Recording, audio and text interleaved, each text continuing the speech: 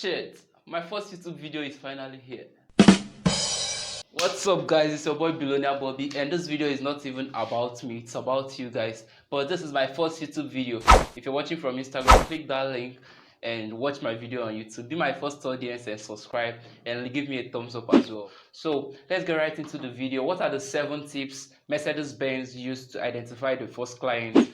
Mercedes-Benz at first started producing cars but had a lot of competition, so they really needed to niche down to a particular audience if they wanted to actually stay in the market. First things first, is kind of a story, guys. Mercedes-Benz targets young audience ranging from the age of 20 years to 39 years old, basically the Generation X and the Millennials generation.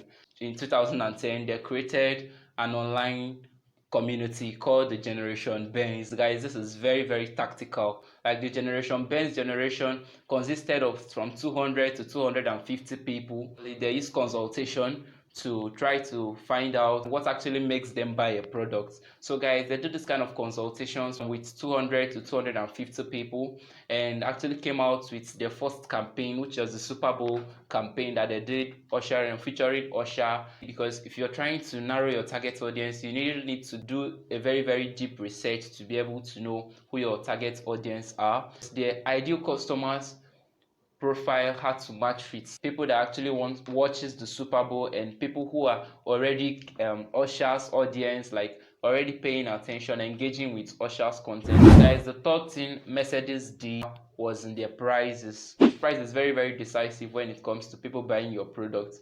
But Mercedes didn't just come out and set a price like other cars. If you narrow your target audience, you're going to find out what kind of jobs do they have and the income they did. Mercedes sold for $28,800, starting from $28,800. They knew the income level of their target audience, and they were targeting young people, and young people are very conscious of how they spend their money. And also another thing was in the design of Mercedes. Mercedes design was very catchy and it was luxurious, so they tried to appeal to the kind of design that young people actually wanted and would appreciate when they say it. So let's get right into the 7 steps. So what are the 7 steps Mercedes considered when they were trying to niche out their ideal customers? And the first thing, guys, Mercedes knew their age group. Like, my first business, I was like, I'm sewing because I was making clothes, I was like, I'm sewing for people from 18 years old down to 49 years old,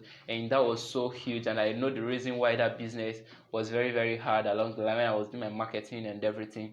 So they narrowed their audience to early 20s to late 30s as their age group. And second thing Mercedes knew, they tried to find out, why do people try to buy cars, luxury cars like the one they design? What's the motivation behind them buying your car? Is it to solve their problem, or what's the motivation? What kind of problem are there? Why are they looking for you in the first place? So the third thing that Mercedes did, they tried to find out the community that's their target audience already are engaged with already. So you need to find out those people that you're trying to solve their problem, where are they? Because they must be somewhere already. The fourth thing Mercedes-Benz did was to find out the hobbies and the social activities that their ideal customers were already engaging with. That was why they fucking went to the Super Bowl to create their first advertisement campaign, which, guys, did very well. Guys, the fifth thing that Mercedes-Benz did was to find out the jobs and the profession that the ideal customers had.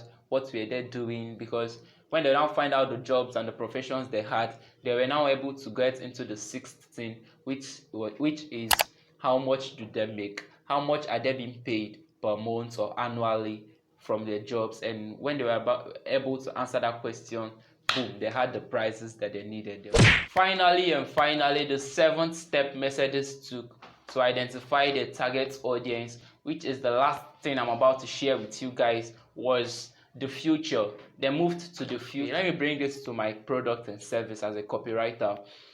How would an internet marketer feel after I must have written copy for their website? If I am very sure that my copy is very good and I write copy for an internet marketer, I am very sure that he's going to see lots of sales. The ideal customer I'm trying to target right now is wishing to have a copy that will bring him lots of sales. So I'm like, okay, if I'm writing an ad, I'll be like, I'm writing a proposal for myself, I'll be writing based on the language that is already speaking in the customer's head, that my copy is going to bring you lots of sales, solving the problem the person has already gotten up in their mind. So guys, that's it guys. Thank you so much for watching my YouTube video, and if you haven't given me that thumbs up, give it in comments, and just drop anything in the comment section. You stand for me, the memories I'll remember tomorrow. So peace out guys, and I'll see you in my next video coming up as quickly as possible.